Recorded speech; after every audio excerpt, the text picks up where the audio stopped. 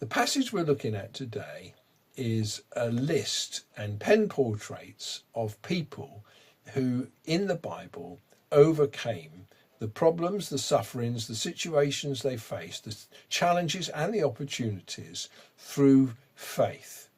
And Bible stories are not intended to be accounts of heroes, people of great strength who did great feats because they were somehow head and shoulders above others.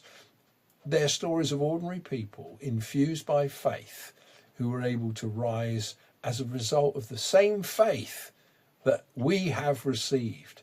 They and us together, heirs of faith, are able to face and overcome the problems that we experience in our life. And it starts here by faith Abraham when God tested him. We may well be tested by God, trained, sharpened, shaped, discipled. He offered Isaac as a sacrifice. God didn't let him actually sacrifice his son. That would be something that only God himself would do in the person of Jesus Christ.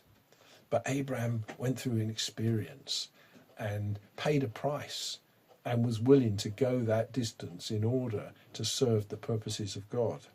But he reckoned that God could raise him up, and God did raise him up, figuratively speaking, because he gave him back. Isaac, Jacob, Joseph, Moses, all these people trusted God, obeyed God, carried on this journey of faith through their lives. And it tells us that Moses had choice to make. He was in a privileged position. He was an heir of Egypt. He got Egyptian learning, Egyptian money, Egyptian opportunity.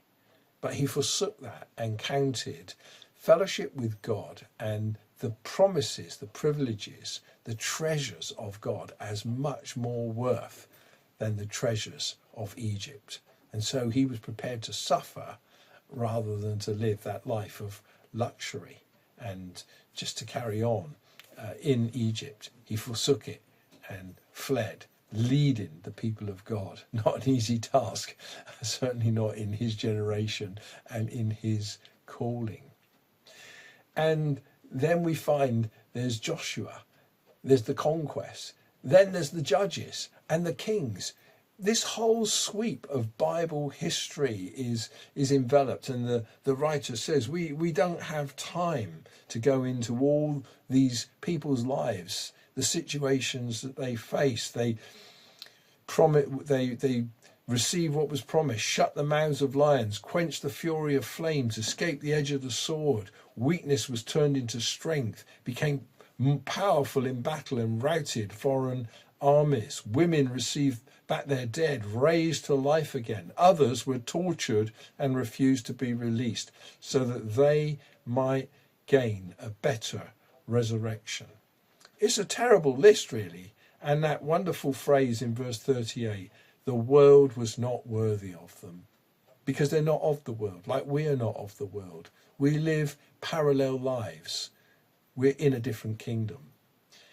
And at the end, verse 40, God had planned something better for us, so that only together with us would they be made perfect. At the end of the day, their story is our story, because their history is our history.